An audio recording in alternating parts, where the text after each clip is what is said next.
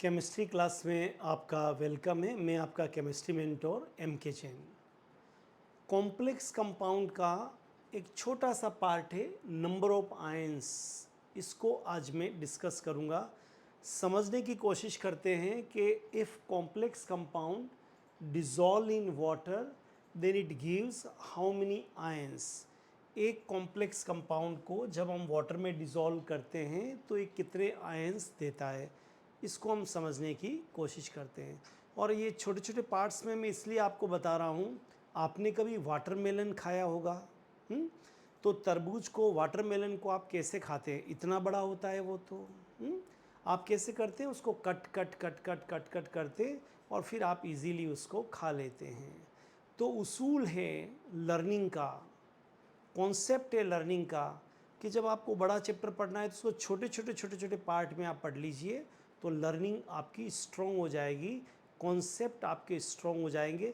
फिर जब भी क्वेश्चन आएगा आप उनको असेंबल कर लेंगे और रिप्रेजेंट कर देंगे, राइट। तो जब भी कोई टीवी है, फ्रिज है या आपका मोबाइल फ़ोन है, तो वो ऐसे नहीं आते हैं। या आपकी कार हो गई, छोटे छोटे पार्ट्स आते हैं, उनको फिर एक फैक्ट्री में असेंबल करते हैं और वो कार आपके सामने आ जाती है। तो हम भी ये छोटे छोटे पार्ट पढ़ रहे हैं, फिर आप इसको असेंबल कर सकते हैं। तो आज का हमारा छोटा सा पार्ट है नंबर ऑफ आयंस। जब किसी कॉम्प्लेक्स कंपाउंड को वाटर में डिज़ोल्व करेंगे तो कितने आयन बनेंगे। ये छोटा सा क्वेश्चन है कि मान लीजिए सोडियम क्लोराइड को आपने वाटर में डाला है तो कितने आयंस बनेंगे। तो डेफिनेटली 2, एक Na+ और दूसरा Cl-। वैसा ही यही भी क्वेश्चन है। पहले समझने की कोशिश करते हैं। ये आपका एक कॉम्प्लेक्स कंपाउंड है, हेक्साअमीन कोबाल्ट क्लोराइड।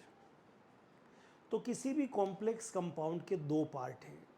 एक पार्ट जो ब्रैकेट के अंदर है उसको मैं बोलूँगा कॉम्प्लेक्स एंटिटी और कॉम्प्लेक्स स्फीयर और complex part. And one part which is outside the complex part that is called simple ion और काउंटर आयन। क्लियर। तो दो पार्ट हो गए, one inside the bracket and one outside the bracket, maybe before this complex part or after this complex part. Clear. Doesn't mean वो कहीं भी हो सकता है, पर बाहर वाले को हम बोलेंगे सिंपल आयन। यहाँ मैंने लिखा है complex part is most stable non ionisable. ये कभी भी वाटर में डिज़ोल्व नहीं होगा, बहुत स्टेबल है। वाई? बिकॉज यहाँ पर जो सेंट्रल मेटल केटायन है, वो जो ये लिगेंड है, आप इनको जानते हैं, दिस इज लिगेंड, इसी के कारण ये बॉन्ड बना है। तो ये जो सेक्टर मेटल केटायन है वो लिगेंड के साथ में कौन सा बॉन्ड बना रहा है? बोलिए, कोऑर्डिनेट बॉन्ड। बहुत ज़्यादा स्टेबिलिटी आ जाती है यहाँ पर। तो ये कॉम्प्लेक्स पार्ट मोस्ट स्टेबल और ये नॉन आयोनाइजेबल है, ये कभी भी डिज़ोल्व नहीं होगा। चार्ज जैसे -3 है तो इस पर चार्ज टोटल कितना हो गया? +3। चार्ज +2 +3 +5 -2 कुछ भी हो सकता है। तो एक पार्ट, तो ये पार्ट हमेशा एक रहेगा। Clear. Now what ever the part outside this big parenthesis, इधर बिफोर दिस बिग पैरेंथेसिस और आफ्टर दिस बिग पैरेंथेसिस, वो पार्ट जो है वो आयोनाइजेबल होगा और वो पूरा के पूरा वाटर में डिज़ोल्व हो जाएगा।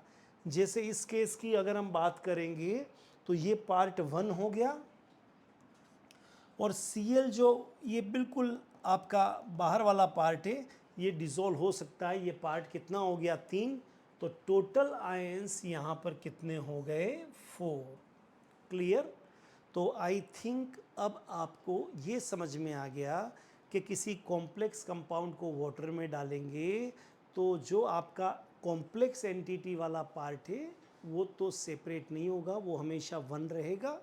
लेकिन जो आउटसाइड है पार्ट वो सेपरेट होगा, आयोनाइजेबल होगा। इसीलिए यहाँ पर 3 and 1 4 आयंस टोटल बनेंगे। अब हम कुछ एग्जाम्पल्स देख लेते हैं जहाँ से पॉसिबिलिटी है कि आपसे गलती हो सकती है। इस फर्स्ट एग्जाम्पल में बच्चे गलती करते हैं। जब हम पूछते हैं कि टेट्रा कार्बोनाइल निकल ये जो है इससे कितना आयन बनेगा, तो क्योंकि यहाँ पर पढ़ाया कि कॉम्प्लेक्स पार्ट मतलब 1, तो वो 1 लिखने की कोशिश करते हैं। नहीं, इस पे कोई चार्ज नहीं है, ये आयन नहीं है, और मैंने क्वेश्चन पूछा है कितना आयन, तो यहाँ आयन कितना होगा, 0 होगा। क्लियर? ये गलती आपसे नहीं होना चाहिए, क्योंकि ये आपका न्यूट्रल कॉम्प्लेक्स है, इस पे किसी तरह का कोई आयन नहीं है। क्लियर?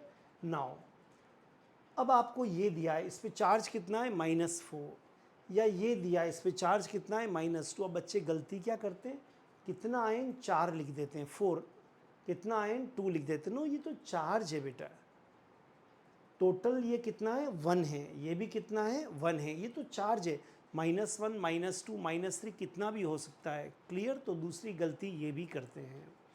फिर तो ठीक है, complex part is 1, outside 1, so total 2, complex part is 1, outside sulphate है 1, so that is 2। Not like this कि आप SO4 को भी सेपरेट करें, सल्फेट इज़ ऑलवेज 1 आयन।